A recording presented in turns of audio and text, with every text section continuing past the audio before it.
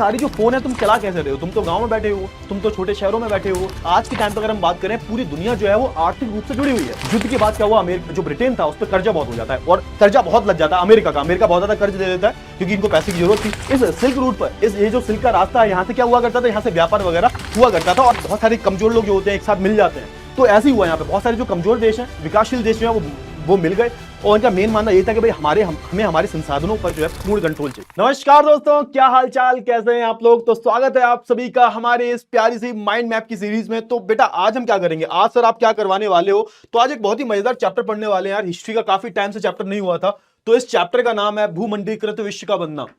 English में इसको हम क्या बोलते हैं, the making of a global world. अच्छा, इस चैप्टर की हम बात करें, इस चैप्टर को शुरू करने से पहले एक खुशखबरी है आपके लिए भाई। तो आपके जो नोट्स हैं वो सारे अपलोड हो चुके हैं, है ना। सारे नोट्स आपके अपलोड हो चुके हैं। प्लीज ऐप में जाओ और आपका जो कोर्स चल रहा है अभी क्लास 10th का, उसमें आपको जो है पूरी जो नोट्स की पीडीएफ है वो आपको देखने को मिल जाएंगी।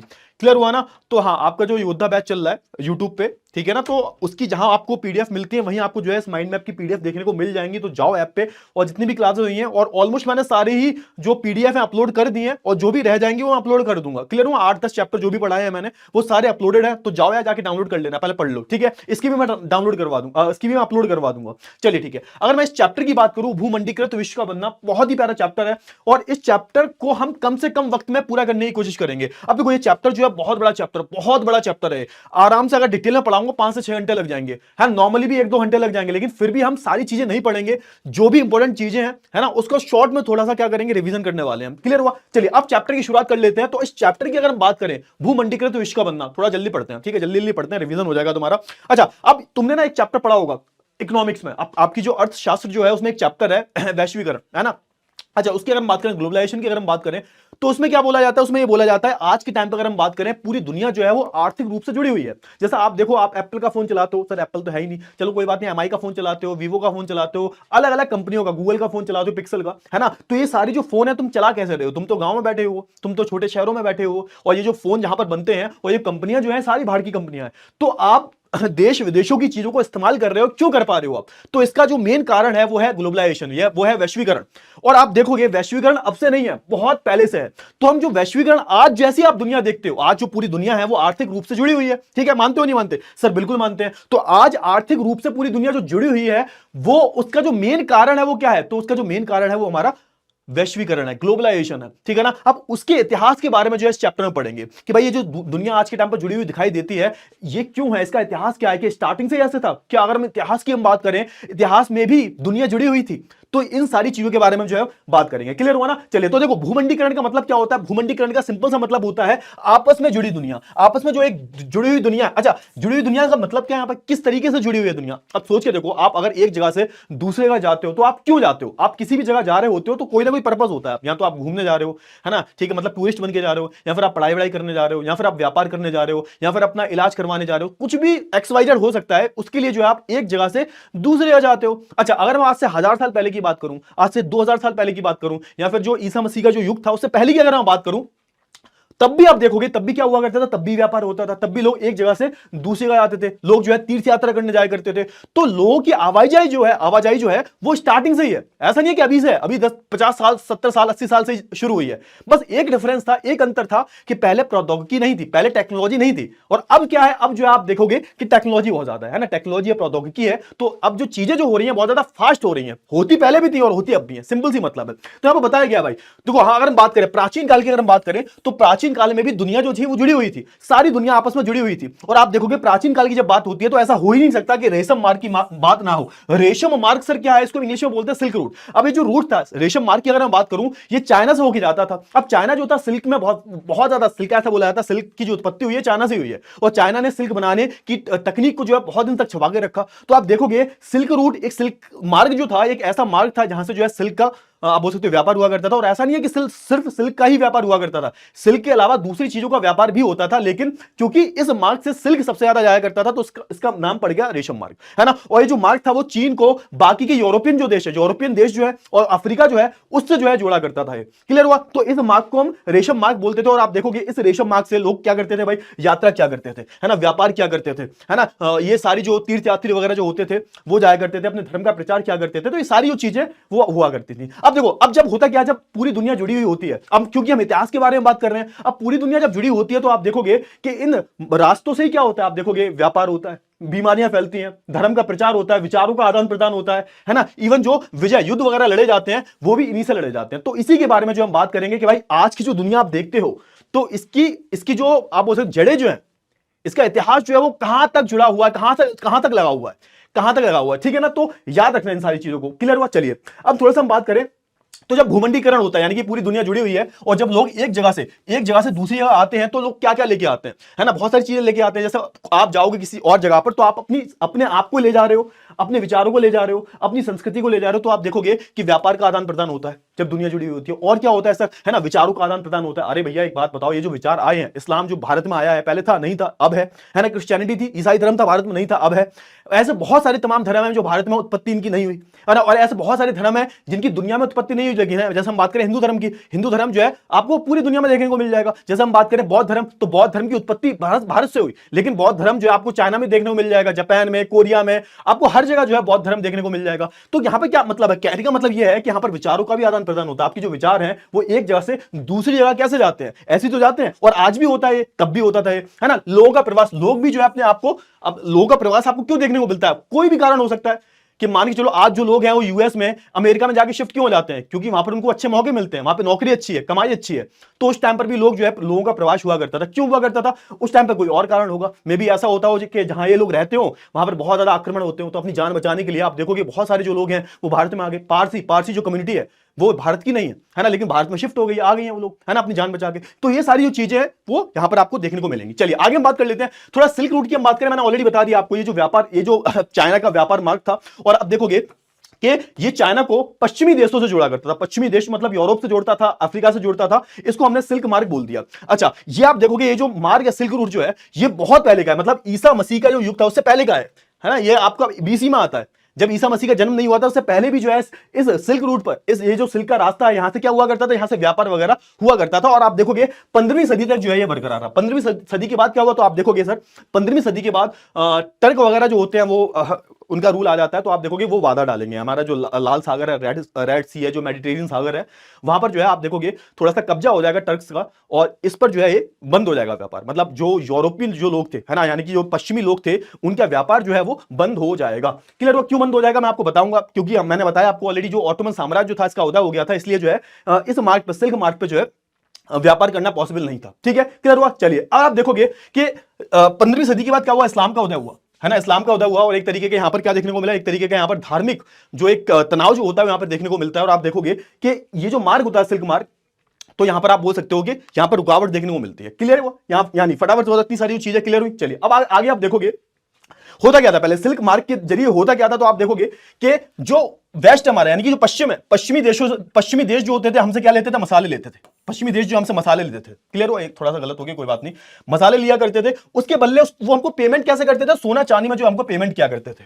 क्लियर हुआ। और ये सब किससे होता था, सिल्क मार्ग से होता था। लेकिन हुआ क्या, हुआ ये कि 1453 में आते आते टर्की का जो है, टर्क्स जो है वो कब्जा कर लेते हैं, और इसमें जो है बड़ी रुकावट आ जाती है। बीच में कौन आ गया, अब तक यूरोप था, ये यूरोप है, पश्चिमी देश है, और ये ईस्ट है, यानी कि चाइना है, चाइना और भारत ये है। अब हुआ क्या, बीच में कौन आ गया, बीच में टर्क्स आ गए। अब ये क्या कर रहे हैं, रुकावट डाल रहे हैं। ठीक है, क्लियर हुआ। चलिए आगे बढ़ते हैं हम। अच्छा देखो, है ना, तो आप देखोगे ना व्यापार हुआ करता था, देखो ये पूरा जो है व्यापार हुआ करता था, देखो पूरा व्यापार हो रहा है, ये हमारा सिल्क रूट है। ठीक है, अब हुआ क्या, यहाँ पे हुआ ये कि ये जो आप जगह देख रहे हो, ये पूरी जगह जो देख रहे हो, यहाँ पर कौन कब्जा कर लेता है, यहाँ पर कब्जा कर लेता है टर्क्स, ऑटोमन साम्राज्य। और होता क्या है, अब ऑटोमन साम्राज्य और यूरोप के बीच में क्या थी, तनातनी चल रही थी। जब तनातनी चल रही थी तो उन्होंने बोला कि भैया देखो ऐसा है, हम तो तुम्हें व्यापार नहीं करने देंगे। तभी क्या हुआ, तभी एक नए रास्ते की खोज होती है, और कौन करता है, वास्को डी गामा। कैसे करते हैं भाई, घूम के, है ना, आके सीधे इंडिया पहुंच जाते हैं ये। और ये बहुत बड़ी खोज थी, वास्को डी गामा ने जो है 1498 में भारत के एक नए रास्ते की खोज कर ली। क्यों की थी, इसी वजह से जो है की थी, क्योंकि यहां से जो व्यापार हो रहा था पश्चिमी देशों का, ये बंद हो चुका था। समझ में आया। चलिए बहुत अच्छी बात, आगे बढ़ते हैं भोजन की यात्रा। अब देखो, जब कोई एक इंसान एक जगह से दूसरी जगह जाता है, ना सिर्फ वो खुद जाता है, भोजन भी ले जाता है भाई। अब जैसे आप देखो, आप साउथ इंडियन फूड खाते हो, है ना, जो दक्षिण भारत का जो खाना है, डोसा, है ना, हम बात करें वाड़ा, सांबर, ये सब क्या है, ये सब दक्षिण भारत का खाना है। आप चाउमीन जो खाते हो, बर्गर खाते हो, ये सब भारतीय भोजन नहीं है।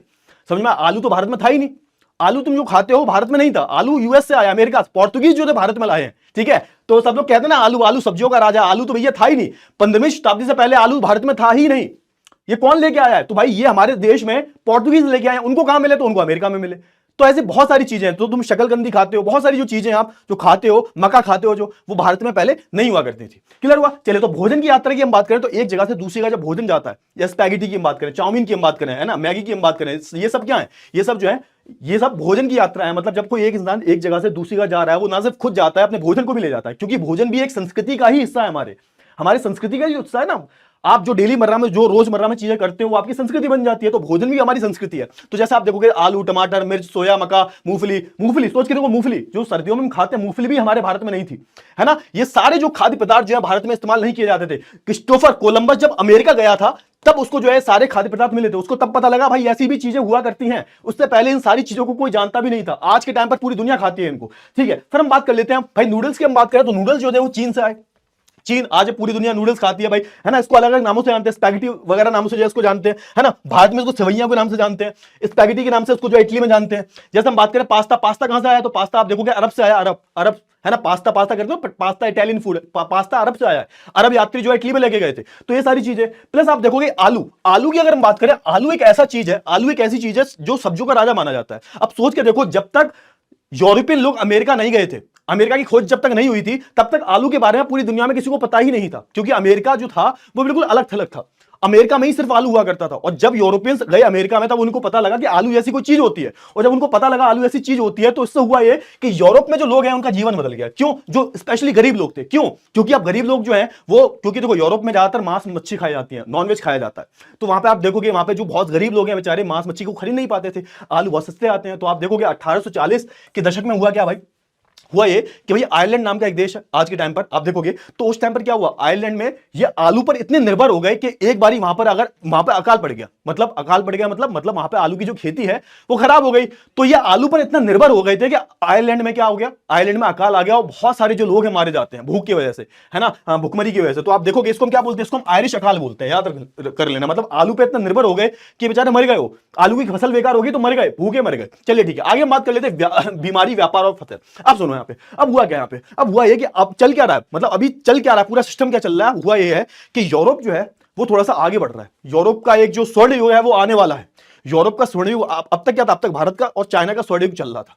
अब क्या होगा? अब यहां पे समय बदलेगा, है ना। समय का पहिया बदलता रहता है, समय का पहिया चलता रहता है और बदलता रहता है। और आप देखोगे अब समय हर किसी का बदलता है। तो अब जो यूरोप है इसका समय बदलना शुरू होगा, इसका समय बदलना शुरू होगा। भारत का और चाइना का समय खराब आना शुरू होगा। हुआ क्या भाई? जब कोई एक इंसान दूसरी जगह जाता है ना, लोग जब दूसरी जगह जाते हैं तो ना सिर्फ वो खाना ले जाते हैं, संस्कृति ले जाते हैं, विचार ले जाते हैं, बल्कि बीमारियां भी ले जाते हैं, है ना। बीमारियां भी ले जाते हैं। और आप देखो कि व्यापार के बारे में मैंने ऑलरेडी बता दिया। अब फतह की बात क्यों की जा रही है? फतह, जीत, फतह का मतलब होता है जीत। अच्छा, अब सुने यहाँ पे हुआ क्या। अब होता यह है कि 1492 में कोलंबस निकलता है अपना जहाज लेके। और जब कोलंबस अपना जहाज लेके निकलता है तो वो ढूंढने चला था इंडिया को, लेकिन गलती से कौन मिल गया? गलती से वो अमेरिका को ढूंढ लेता है। और तभी क्या हुआ? तभी आप देखोगे कि अमेरिका की जो है खोज होती है। और जब अमेरिका की खोज होती है तो यहां पर सब कुछ बदल जाता है। अब अमेरिका जो था पूरे दुनिया से अलग थलग था, पूरी दुनिया से अलग थलग था। उनको नहीं पता था बाहर क्या हो रहा है। अब आप देखोगे पूरे अमेरिका में जो जाति, जो अलग अलग जो ट्राइबल कम्युनिटीज जो है, जनजातियां जो है वो रहा करती थी। कोई भी वहां पर ऐसा कुछ था नहीं, वहां पर कोई बहुत बड़ा साम्राज्य नहीं था। और तब जब कोलंबस गया वहां पर, तो आप देखोगे कि वहां पर उसने देखा कि भाई यहां पर तो बहुत सारे खनिज संसाधन है। मतलब आप बोल सकते हो कि एक लॉटरी लग गई थी अंग्रेजों के हाथ में, हाँ, यूरोपियंस के हाथ में एक लॉटरी लग गई थी कि भाई अमेरिका उन्हें इतना बड़ा एक कॉन्टिनेंट मिल गया, वहां पे सोना भी था, बहुत सारे खनिज संसाधन थे। तो भाई यूरोपियंस की जो है यहां पर लॉटरी लग गई थी। क्लियर हुआ? चलिए, अब होता क्या भाई, यूरोप की फतह की नींव, मतलब जो जीत की नींव जो है वो कैसे रखी जाती है? अब ये अमेरिका पे कब्जा करने के लिए, पूरे अमेरिका पे कब्जा करने के लिए ये कोई लड़ाई वड़ाई नहीं लड़ते। ये क्या करते हैं? कुछ नहीं करते। ये वहां पर चेचक बीमारी फैला देते हैं। मतलब सर, मतलब ये था कि देखो, चेचक बीमारी के लड़ने के लिए पहले से उनके अंदर रोग प्रतिरोधक क्षमता थी यूरोपियंस के अंदर। लेकिन भैया वो जो लोग हैं बेचारे, वो तो बिल्कुल नए लोग हैं। उनके लिए तो ये चेचक बीमारी जो थी, अमेरिका वालों के लिए, जो वहां के मूल निवासी थे, उनके लिए तो चेचक बीमारी बिल्कुल नहीं थी। और जब ये चेचक बीमारी उनके लिए बहुत नई थी, उनके अंदर कोई भी रोग प्रतिरोधक क्षमता नहीं थी, तो बेचारे आप देखोगे 40% जो आबादी होती है अमेरिका के, जो मूल निवासी होते हैं, 40% ये मारे जाते हैं इस बीमारी से। और ऐसा बोला जाता है ये जो बीमारी है ये यूरोपियंस ने जानबूझकर फैलाई थी, ताकि वहां के जो लोग हैं वो मर जाएं और हम वहां पर जो है राज करें। तो यही हुआ यहां पर। हुआ क्या? जैसा उन्होंने सोचा था वैसा ही हुआ। 40% जो लोग हैं, 40 से 50% जो आबादी होती है अमेरिका के जो मूल निवासी जो होते हैं वो मारे जाते हैं। यूरोपियंस मरे नहीं मरे, क्यों? क्योंकि उनको ये पहले से बीमारी हो चुकी थी, तो उनके अंदर जो है रोग प्रतिरोधक क्षमता थी। जैसा आपने देखा होगा, कोविड हो जाता है तो दूसरी बार नहीं होगा, क्योंकि अब जो है आपके अंदर इम्यूनिटी आ चुकी है। ठीक है, चलिए फिर क्या हुआ आप देखोगे।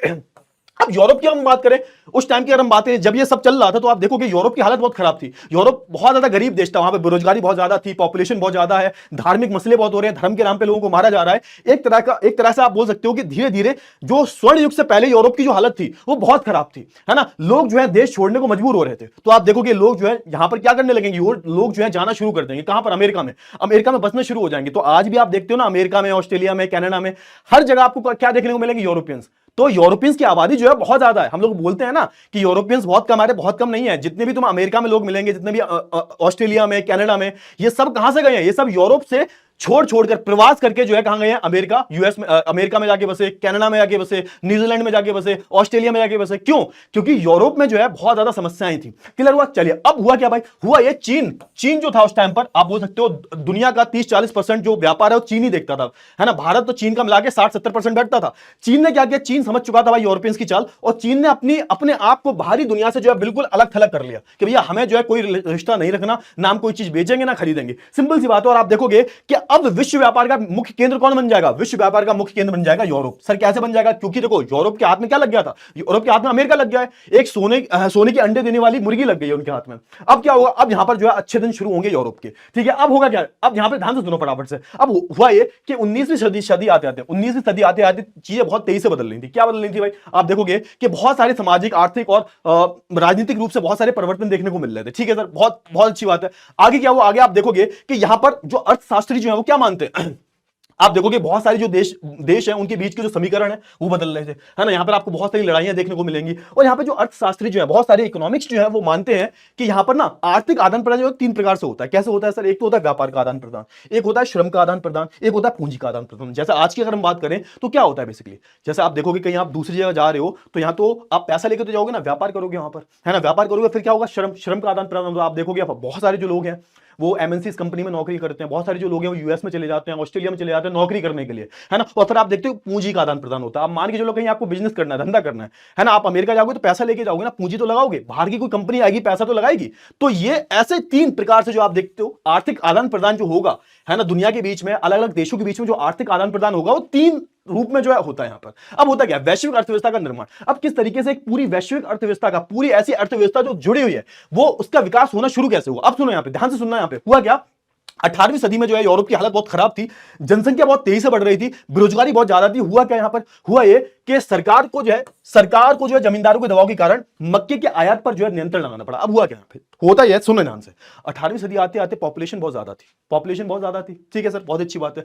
अब पॉपुलेशन बहुत ज्यादा थी, और पॉपुलेशन जब ज्यादा होगी तो ऑब्वियस सी बात है भोजन की मांग तो बढ़ेगी। अब भोजन की मांग को पूरा कौन कर रहा था? तो आप देखोगे भोजन की मांग को हमारा भारत, अमेरिका, है ना, अलग अलग जो देश हैं, रशिया की हम बात करें, वो पूरा कर रहे थे। अब होता क्या था? वो जो है ब्रिटेन को या फिर यूरोप को जो क्या भेजते थे? मक्का भेजते थे। मक्के का आयात होता था।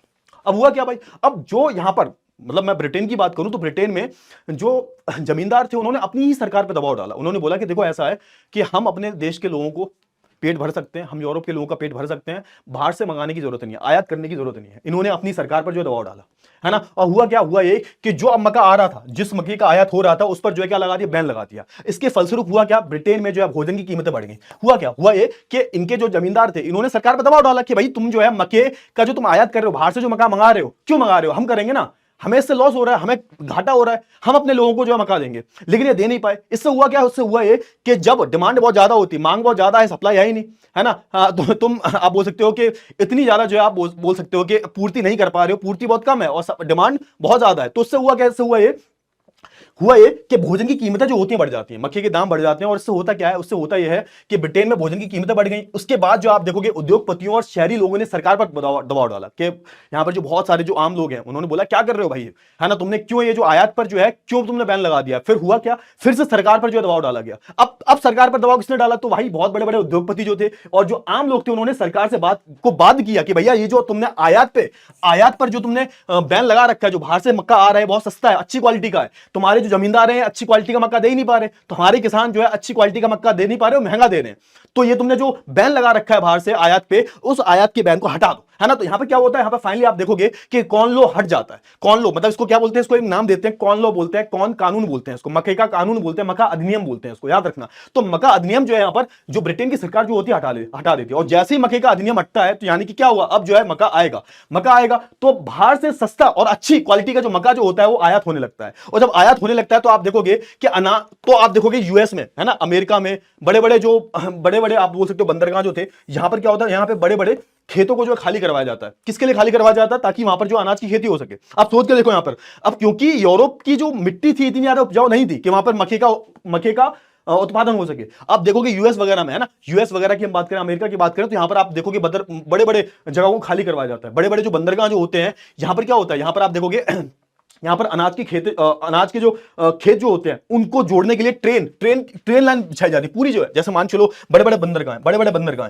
ठीक है, बंदरगाहों में क्या होता है, जहाज वगैरह आते हैं और सामान लेके जाते हैं। आप देखोगे बड़े बड़े खेतों में जहां अनाज की खेती हो रही है, वहां क्या किया जाएगा, वहां से जो है रेलवे लाइन जो है बिछाई जाएगी, ताकि जो है क्या वो कनेक्टिविटी बनाई जा सके। यहां से अनाज लद के ट्रेन में जाएगा और ये सीधा बंदरगाह पे जाके जहाज में लाद के जो है यूरोप में भेजा जाएगा। तो ये सारी जो चीजें हो रही थी, अब यहां पर क्या हो, यूरोप में जो किसान थे इन्होंने क्या किया भाई, क्योंकि इनकी जमीनें किसी काम की तो रही नहीं, इन्होंने अपनी सारी जमीनों को खाली छोड़ दिया और इस शहर की तरफ भागने लगे, ठीक है। और फिर आप देखोगे भारी मात्रा में शहर में जो लोग हैं वो पलायन करने लगे। क्यों, क्योंकि खेती कर नहीं पा रहे वो। ब्रिटेन में, यूरोप की हम बात करें तो वहां की मिट्टी जो है इतनी उपजाऊ नहीं है कि खेती कर पाए। तो ये क्या करने लगे, यहां पे जो शहर के लोग हैं वो, यहां पर अब गांव के जो लोग हैं वो शहर की तरफ भागने लगे, क्योंकि उनके पास कुछ काम तो है नहीं, खेती कर नहीं सकते, अपने खेत खाली छोड़ दिए। फिर क्या होगा भाई, हुआ ये कि दाम गिर गए भाई, दाम गिर गए, मतलब आप बोल सकते हो कि खाने पीने की चीजों के दाम गिर गए हैं, क्योंकि अब आयात पे जो बैन लगा हुआ था हटा दिया। बैन हटने से हुआ क्या कि चीजों के दाम गिर गए, और चीजों के जब दाम गिरे तो आप देखोगे कि यहां पर खाने पीने की जो चीजें हैं वो सस्ती हो गई, औद्योगिकरण, आमदनी भी बढ़ने लगी। अब हुआ क्या, इस समय आप देखोगे एक चीज और हुई, औद्योगिकरण हो गया। औद्योगिकरण जब हुआ तो उससे आमदनी भी लोगों की बढ़ने लगी, और आप देखोगे कि अतिरिक्त भोजन की आयात करने की जरूरत पड़ी। मतलब हुआ क्या, मतलब ये हुआ कि और ज्यादा जो है डिमांड बढ़ रही है, क्योंकि देखो समझो वहां पे वो क्या रहा है, यूरोप में जनसंख्या बढ़ रही है, औद्योगिकरण हो रहा है, और बाहर से जो है खूब सारे अनाज को जो है आयात किया जा रहा है। ठीक है, कहां से हो रहा है ये आयात, तो कनाडा से हो रहा है, अमेरिका से हो रहा है ना, ऑस्ट्रेलिया से हो रहा है, अलग अलग जगह से आप देखोगे यहां पर जो है मक्के का या फिर अनाज को जो आयात किया जा रहा है। क्लियर हुआ। अब क्या हुआ भाई, क्योंकि सस्ता अनाज आ रहा है, डिमांड और बढ़ रही है। डिमांड क्यों बढ़ रही है भाई, क्योंकि पॉपुलेशन बढ़ रही है। अब पॉपुलेशन बढ़ी है, इससे क्या हुआ, इससे हुआ ये कि अमेरिका और ऑस्ट्रेलिया में मजदूरों की किल्लत हुई।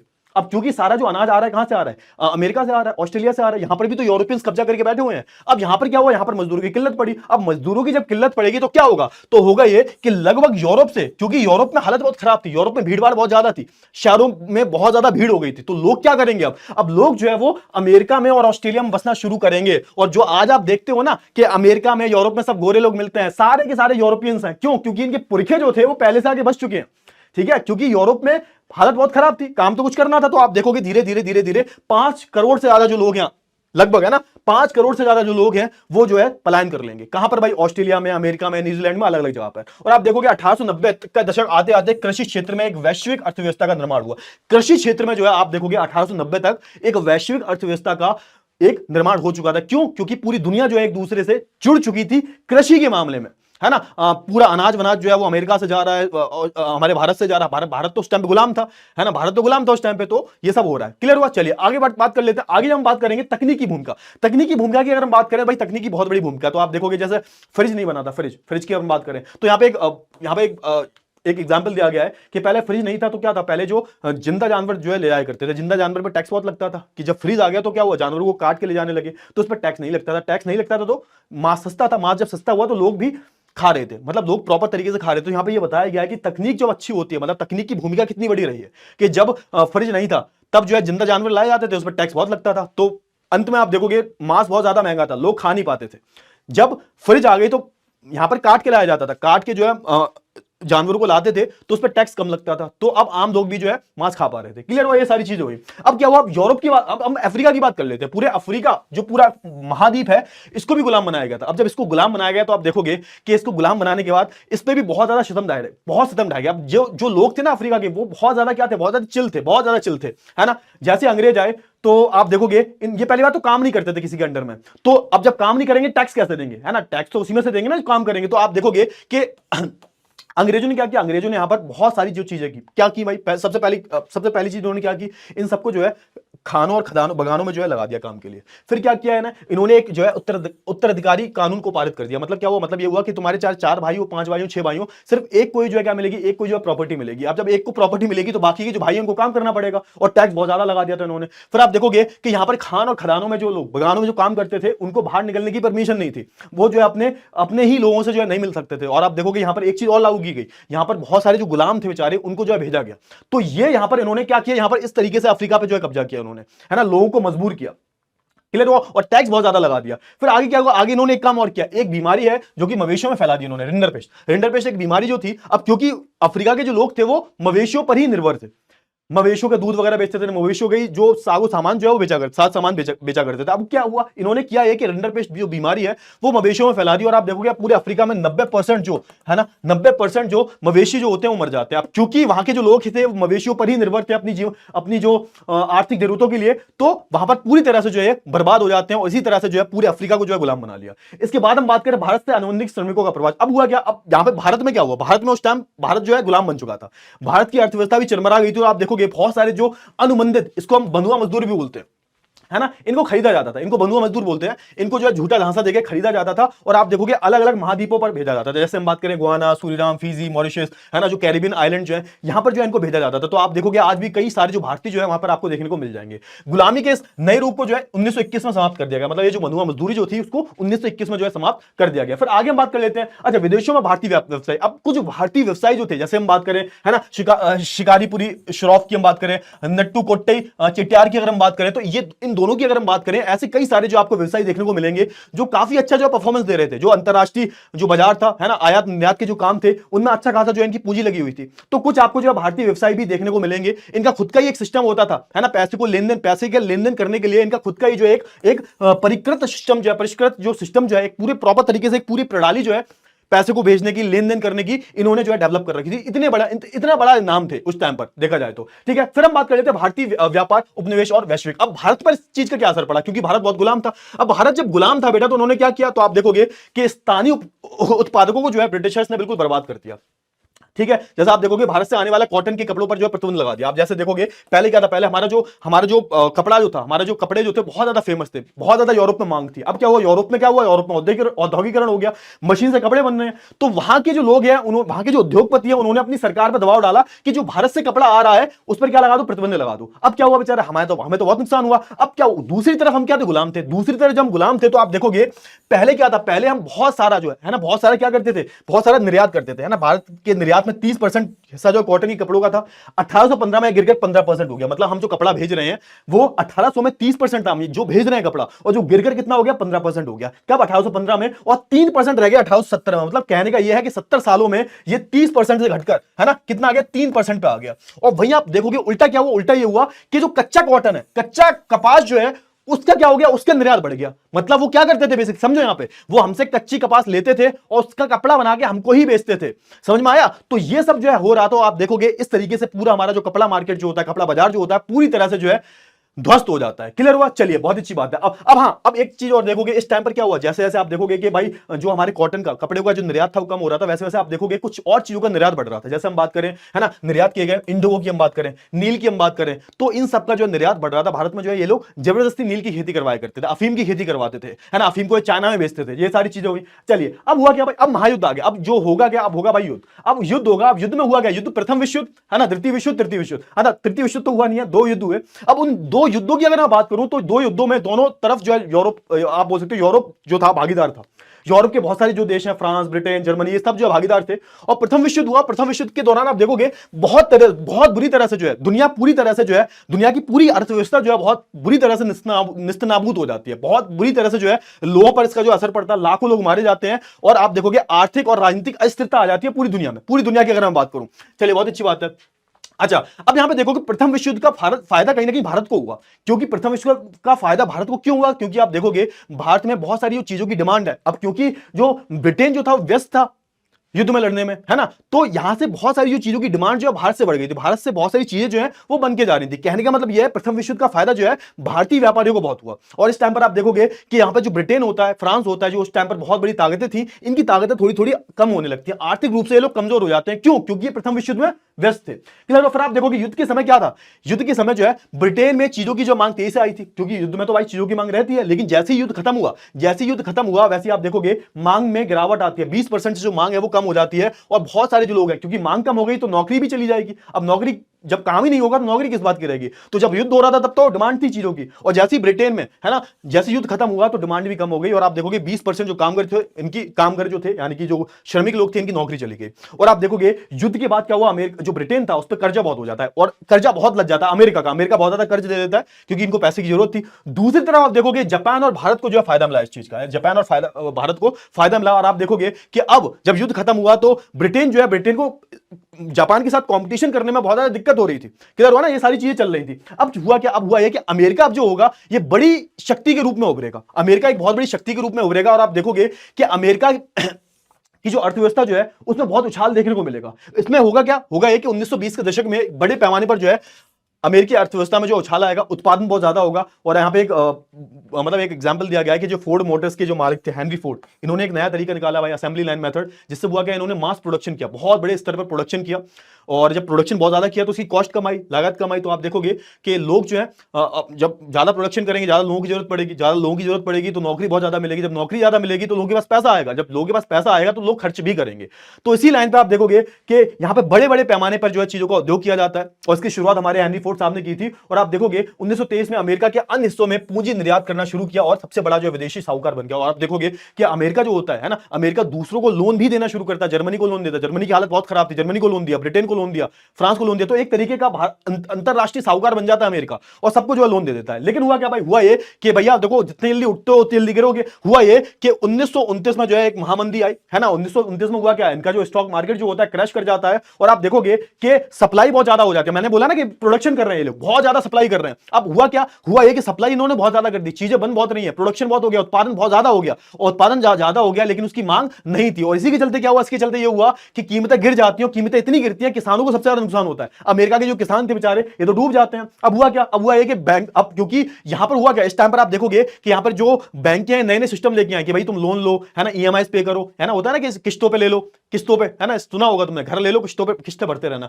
तो बहुत सारे लोग थे, ऐसे लोग थे जिन्होंने क्या किया, जिन्होंने क्या, अब देखो स्टॉक मार्केट गिरा, स्टॉक मार्केट के चलते क्या हुआ, स्टॉक मार्केट के चलते बहुत सारी कंपनियां डूब गई। अब उनमें जो लोग नौकरी कर रहे थे वो बेरोजगार हो गए। अब उन लोगों ने लोन ले रखा था बैंक से, तो अब वो बैंक को लोन ले नहीं पाए, जितने भी अपने डिपॉजिट जो थे वो निकालने लगे। इससे हुआ ये कि बैंकें भी क्या हो जाती हैं, दिवालिया हो जाती हैं। ऊपर से आप किसान देखोगे, किसान भी बर्बाद हो जाता है, और इसका असर जो है पूरी दुनिया पे देखने को मिलता है। क्यों, क्योंकि भाई अमेरिका जो था वो कर्जदार भी था है ना, साहूकार भी था, उसने जो है पूरी दुनिया को जो है क्या दे रखा था, पैसा दे रखा था, यूरोप को। अब वो अपने पैसे मांगना शुरू कर देता है, जब वो उन देशों से पैसे मांगना शुरू करता है तो वो देश भी बर्बाद हो जाते हैं। तो आप देखोगे अमेरिका में जो महामंदी आई है ना, उससे जो है पूरे देश में यानी कि पूरी दुनिया में जो असर देखने को पड़ा, भारत में भी। भारत में क्या हुआ, भारत में जो आयात यहां पे हुआ करता था गेहूं का, जो भी आयात वगैरह होता था, एक्सपोर्ट होता था गेहूं वगैरह का, वो भी क्या रह गया, उसकी कीमतें गिर गई, आधा रह गया है ना, 50%। तो आप देखोगे भारत में, शहर में तो उसका असर नहीं पड़ा, शहर में तो लोग थे है ना, वो उन पे इतना असर नहीं पड़ा, लेकिन गांव में आप देखोगे, जूट व्यापारी की हम बात करें या फिर अनाज की हम बात करें, तो ये जो किसान जो थे बेचारे, ये बहुत ज्यादा इससे प्रभावित हुए। क्यों, क्योंकि भैया उन्होंने क्या किया था, उन्होंने लोन ले रखा था। आप देखो अंग्रेजों ने टैक्स तो घटाया नहीं, टैक्स तो उतना का उतना था है ना, और दाम जो है, चीजें जो है आधी गिर गई, आधी जब गिर गई, दाम कम हो गए चीजों के, और उसमें टैक्स उतने का उतना ही है, तो यहां पर किसान भी जो है बेचारे बर्बाद हो जाते हैं। क्लियर हुआ, तो ये सारी चीजें हुई। फिर क्या हुआ, अब जैसे हुआ ये कि जैसे थोड़ा बहुत उभरे थे है ना महामंदी से, वैसे क्या होता है, द्वितीय विश्व युद्ध हो जाता है। द्वितीय विश्व युद्ध में तो बहुत बुरा हाल हुआ, करोड़ों लोग मारे गए। ये ऐसा युद्ध था जिसमें जो आम नागरिक जो है ज्यादा मरे, आम लोग जो है इस युद्ध में ज्यादा मारे जाते हैं। और आप देखोगे युद्ध के बाद की अर्थव्यवस्था क्या हुई, युद्ध के बाद की आप अर्थव्यवस्था की आप बात करोगे तो यहां पर होता यह है कि युद्ध के बाद जो अमेरिका और सोवियत संघ जो होते हैं, ये एक बड़ी शक्ति के रूप में निकलते हैं। सोवियत संघ मतलब यूएसएसआर, ठीक है, ये बड़ी शक्ति के रूप में निकलते हैं। अब हुआ क्या, युद्ध के बाद सब कुछ तहस नहस हो चुका था। अब जब सब कुछ तहस नहस हो चुका था तो होता यह है कि सब लोग मिलते हैं इकट्ठे होकर कि भाई आओ पार्टी करते हैं, मिलते हैं है ना। और ये न्यू हैम्पशायर करके एक जगह है यूएस में, यहां पर एक बैठक होती है, और इस बैठक को बोलते हैं ब्रेटन वुड्स है ना, ब्रेटन वुड्स बैठक को बोलते हैं भाई इसको। यहां पर क्या होता है, यहां पर ब्रेटन वुड्स सिस्टम को जो अडॉप्ट किया जाता है, ब्रेटन वुड्स सिस्टम को जो यहां पर एडॉप्ट किया जाता है। तो आप देखोगे एक पूरी बैठक हुई है ना, जिसमें आप देखोगे दो चीजों को यहां पर जो है लागू किया जाता है। यहां पर एक विश्व बैंक बनाई जाती है ना। अब आपको एक होमवर्क दे रहा हूं मैं, विश्व बैंक को तब उस टाइम क्या बोला करते थे बताओ, कमेंट सेक्शन में लिख के बताओगे, ठीक है। चलिए, और अंतरराष्ट्रीय मुद्रा कोष आईएमएफ को जो यहां पर स्थापित किया जाता है, दोनों का काम क्या था, देखो विश्व बैंक और अंतरराष्ट्रीय मुद्रा कोष दोनों का ही काम यह था कि आर्थिक व्यवस्था को जो है बनाए रखना, जो भी इसके मेंबर होंगे है ना, उनके बीच में सुनिश्चित करना कि भैया क्या यहां पर जो आर्थिक प्रोस्पेरिटी जो है ना, वो बनी रहे, एक आर्थिक रूप से सब संपन्न बने रहे। तो आप देखोगे कि जो भी घाटे हैं, जो भी फायदे हैं, है ना, तो वो सब जो है प्रॉपर तरीके से मैनेज करना किसका काम था? अंतरराष्ट्रीय मुद्रा कोष का, है ना। और विश्व बैंक का काम क्या था भाई? पैसे वैसे देने, इसको पैसे की कमी है, इसको पैसे की जरूरत है, उसको पैसे वैसे देने का काम विश्व बैंक का था। स्टार्टिंग में आप देखोगे ये दोनों जो लोग थे, ये दोनों जो संस्थाएं थी, ये दोनों संस्थाएं जो थी वो सिर्फ विकसित देशों के लिए ही काम करती थी। और अमेरिका ने जो है इनको, कहने का मतलब ये है, ऐसा बोला जाता है अमेरिका ने इनको बनाया था, ठीक है। तो बहुत सारे मेंबर्स जुड़ते हैं, न्यू हैम्पशायर शहर में एक बैठक होती है और यहां पर इसको ब्रेटन वुड्स सम्मेलन बोला जाता है बेसिकली, और यहां पर जो है ब्रेटन वुड्स सिस्टम को जो है लागू किया जाता है। अब हुआ क्या भाई, है ना, इनको जो है एक तरीके का नाम बोलते हैं, ब्रेटन ट्विंस भी बोलते हैं, ठीक है ना, क्लियर हुआ। अच्छा, अब इस ब्रेटन वुड्स सिस्टम का आधार क्या था? तो यहां पर हुआ क्या, यहां पर जो है एक तरीके का आप बोल सकते हो विभिन्न मुद्राओं के लिए जो है एक निर्धारित विनियम, एक फिक्स्ड सिस्टम जो रखा जाता है। यहां पर ऐसा बोला गया कि देखो डॉलर जो होगा, यूएस डॉलर जो होगा, यूएस की करेंसी जो होगी, अब देखो जिसकी लाठी उसकी भैंस, अब यूएस बहुत ताकतवर था, तो देखो यूएस डॉलर जो होगा, इसकी कीमत जो है कौन निर्धारित करेगा? इसकी कीमत जो है वो सोने से निर्धारित की जाएंगी। आप देखोगे कि एक आउंस सोने की कीमत जो है कितनी होगी? $35, है ना। एक आउंस सोने को जो है, एक आउंस सोना जो अगर आप खरीदोगे तो आपको $35 देने पड़ेंगे, और जितनी बाकी की करेंसी जो है उनको जो है किससे आंका जाएगा? डॉलर से आंका जाएगा। क्लियर हुआ। तो ये सिस्टम जो यहां पर एक निर्धारित किया जाता है कि भैया अगर अंतरराष्ट्रीय व्यापार हो रहा है, कुछ भी हो रहा है, तो उसमें आपको जो है क्या करना पड़ेगा? डॉलर्स में खेलना पड़ेगा, है ना। तो आपकी करेंसी जो है उसको किस में निर्धारित किया जाएगा? आपकी करेंसी को आप डायरेक्ट ट्रेड नहीं कर सकते, आपको पहले डॉलर्स में करना पड़ेगा, है ना। तो आप देखोगे कि एक आउंस सोने पर, देखो डॉलर को किससे नापा जाएगा? सोने से, है ना। और बाकी की जो करेंसी है उनको डॉलर से जो है नापा जाएगा, ठीक है। डॉलर से जो है बाकी की जो करेंसी है उसको आप देखोगे अन्य मुद्राओं को जो है डॉलर के मुकाबले अलग अलग निर्धारित दरों पर रखा गया। तो आप देखोगे उस टाइम पर हमारे जो $1 की कीमत थी करीबन ₹3.5 उस टाइम में जब हम आजाद हुए थे। तो ये सारी जो चीजें वो हुई। चलिए फिर क्या हुआ? अब एक तरफ क्या हुआ? आप देखो, अब यहां पर सुनो, यहां पे आप ध्यान से देखो। अब एक तरफ ये सब हो रहा था, दूसरी तरफ क्या हो रहा था? दूसरी तरफ आप देखोगे जितने भी विकासशील देश हैं, भारत इंक्लूडिंग इंडिया, जिन पर कहीं ना कहीं अंग्रेजों ने राज किया था, जो कभी ना कभी जो है उपनिवेशवाद के शिकार रहे थे, अब उनको आजादी मिल चुकी थी। अब आजादी तो मिल चुकी थी, लेकिन आजादी के बाद भी उनको बहुत सारी दिक्कतें हो रही थी। बहुत सारी दिक्कतें कैसी हो रही थी भाई? तो आप देखोगे कि अभी अभी वो आजाद हुए थे, गरीबी बहुत ज्यादा थी उनके देश में, है ना, बहुत ज्यादा इतना उत्पादन होता नहीं था उनके देश में। तो आप देखोगे इसको दूर करने के लिए ये क्या करेंगे भाई? ये यहां पर एक पॉलिसी को अपनाएंगे, इसको बोलते हैं नई अंतरराष्ट्रीय आर्थिक आदेश, NIEO, ठीक है ना। अच्छा, तो न्यू इंटरनेशनल इकोनॉमिक ऑर्डर, इसको जो यहां पर इसकी मांग की उन्होंने, मतलब एक नए इकोनॉमिक ऑर्डर, आर्थिक रूप से एक नई चीजों की जो शुरुआत करेंगे विकासशील देश, है ना। इसको बोला जाता है G77 इन्होंने गठन किया। मतलब क्या हुआ? मतलब ये हुआ कि देखो इन लोगों ने तो अपना कर लिया भाई, अब बेचारे जो विकासशील देश हैं क्या करें? अब तो इन्होंने क्या किया? इन्होंने जो है G77 जो एक गठन जो है, G77 समूह जो है इसको बना लिया। और इसका मेन उद्देश्य क्या था? उसका मेन उद्देश्य यही था कि बहुत सारे जो विकासशील देश थे ना, अभी भी पूरी तरह से वो आजाद नहीं हो पाए थे, उनके खुद के जो संसाधन थे उन पर उनका कंट्रोल नहीं था, और जो अंतरराष्ट्रीय बाजार जो था उस पर भी उनका जो है पहुंच नहीं थी। तो बहुत सारी दिक्कतें थी भाई, आप सोच के देखो, है ना। उनका जो है खुद का जो है नियंत्रण नहीं था। वो चाहते थे कि भैया अंतरराष्ट्रीय बाजारों में जो है, अंतरराष्ट्रीय विकसित बाजारों में भी उनकी जो है, उनके जो सामान है वो बेहतर तरीके से पहुंचे, है ना। एक पूरा प्रॉपर तरीके से आप बोल सकते हो कि होता है ना कि जब बहुत सारे कमजोर लोग जो होते हैं एक साथ मिल जाते हैं, तो ऐसे ही हुआ यहाँ पे। बहुत सारे जो कमजोर देश हैं, विकासशील देश जो है वो मिल गए, और उनका मेन मानना यही था कि भाई हमें हमारे संसाधनों पर जो है पूर्ण कंट्रोल चाहिए, ठीक है। ये सारी चीजें जो यहाँ पर ली जाती हैं। फिर क्या हुआ भाई? अब यहाँ पर होता है ब्रेटन वुड्स का अंत और भूमंडीकरण। ये लास्ट टॉपिक, इसके बाद खत्म हो जाएगा। अब ब्रेटन वुड्स का अंत कैसे हुआ? आप देखो, अंत का मतलब ये नहीं है कि भाई खत्म हो गया, अभी भी IMF है, अभी भी वर्ल्ड बैंक है, ठीक है। अब होता क्या? होता है कि धीरे धीरे चीजें आगे बढ़ी, तो आप देखोगे इस सिस्टम का ना फायदा नहीं दिखा। अब देखो ना, यहाँ पे हुआ ये कि अब अमेरिका जो है ना, अमेरिका बोलता था कि देखो ऐसा है कि अमेरिका ने स्टार्टिंग में बोला था कि हमारा जो डॉलर है इसकी कीमत फिक्स रहेगी, है ना। अमेरिका ने बोला हमारी डॉलर की कीमतें जो है फिक्स रहेंगी, मतलब हम जो है सोने में कीमत, अब सोने की कीमतें तो बढ़ रही हैं, घट रही हैं, लेकिन अमेरिका डॉलर जो फिक्स है, ठीक है। सोने की कीमतें बढ़ेंगी तो अमेरिकन डॉलर की कीमत बढ़ेगी, समझ में आया? तो ये हुआ। बाकी आप देखोगे ये पूरा फिक्स सिस्टम था, लेकिन अब अमेरिका ने बोला कि देखो ऐसा, इससे हमें घाटा हो रहा है हमारी, क्योंकि हमारी जो डॉलर की कीमत है वो तो फिक्स ही है ना। अब बहुत सारी जो दूसरे देश हैं इनकी करेंसी बढ़ी जा रही है, इनकी करेंसी बढ़ी ये विकसित हो रहे हैं, तो यहां पर एक अलग सिस्टम को यहां पर लागू किया जाता है, फ्लोटिंग रेट सिस्टम को जो यहां पर लागू किया जाता है। अब इसमें क्या था? इसमें यह था कि भैया यहां पर जितनी तुम्हारी अर्थव्यवस्था की ग्रोथ होगी, जितनी तुम्हारी अर्थव्यवस्था जो है विकास करेगी, उसी हिसाब से जो है तुम्हारी करेंसी बढ़ेगी, जैसा अभी भी होता है, ठीक है ना। तो यहां पर ये सारी जो चेंजेस हुए। दूसरी तरफ क्या हुआ भाई? दूसरी तरफ हुआ यह कि यूएसआर टूट जाता है। यूएसआर जो था, बहुत सारे जो हमारे समाजवादी लोग हैं, साम्यवादी जो लोग हैं, उनसे मिलकर बना हुआ था, लेकिन अब वो सारे जो देश हैं उसमें, अब जैसे आप देखोगे ना, रशिया रशिया यूएसआर बहुत सारे देशों से मिलकर बना हुआ था। अब उसमें बहुत सारे जो देश हैं, यूरोपीय देश, वो अलग हो जाते हैं कि उनको लगा कि भैया देखो ऐसा है कि हम आर्थिक रूप से पिछड़ गए हैं, तो वो सब अलग हो जाते हैं। जब वो अलग हो जाते हैं, चाइना भी क्या करता, चाइना भी,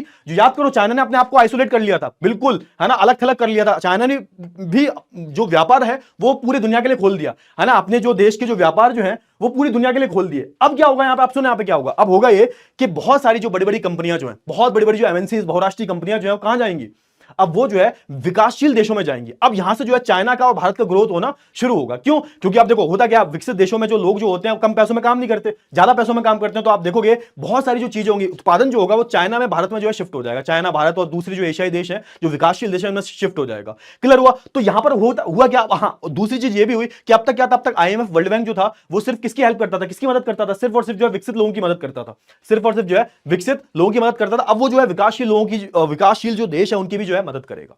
ठीक है, तो ये सारी जो चीजें वो हो रही थी। क्लियर हुआ ना? तो यहां पर क्या हुआ, यहां पर जो है ब्रेटन वुड्स का एक तरीके से अंत हो गया। और आप देखोगे यहां पर जो 1949 की जो क्रांति हुई, इसके बाद जो है चीन ने बाकी हिस्सों से भी अलग हुआ। अब चीन ने भी जो है नई आर्थिक स्वतंत्रता को जो है अपना लिया था, है ना। माओ जेडांग जो है, माओ जेडांग जो है, इनकी सरकार आ जाती है ना। और माओ की जब सरकार आती है तो आप देखोगे ये पूरी प्रॉपर तरीके से, जैसा मतलब हुआ क्या, देखो यूएसआर टूटा तो वैसे ही अब चाइना को डर लगा, क्योंकि चाइना और यूएसआर सेम ही थे, दोनों में सेम ही जो है विचारधाराएं चल रही थी। तो चाइना को डर लगा, चाइना ने भी अपने आप को जो है, अपनी अपनी अर्थव्यवस्था को जो है पूरी दुनिया के लिए खोल दिया। और फिर यहां से क्या शुरू होता है, यहां से आप देखोगे कि जो आज की दुनिया आपको दिखती है वो शुरू होती है। क्लियर हुआ? तो आई होप आपको सारी जो चीजें बहुत अच्छे से क्लियर हो गई होंगी। तो अब हम मिलेंगे नेक्स्ट क्लास में, ठीक है, और नोट्स मिल जाएंगे भाई, जाना योद्धा बैच में, ठीक है ना। तब तक के लिए बाय बाय, टेक केयर।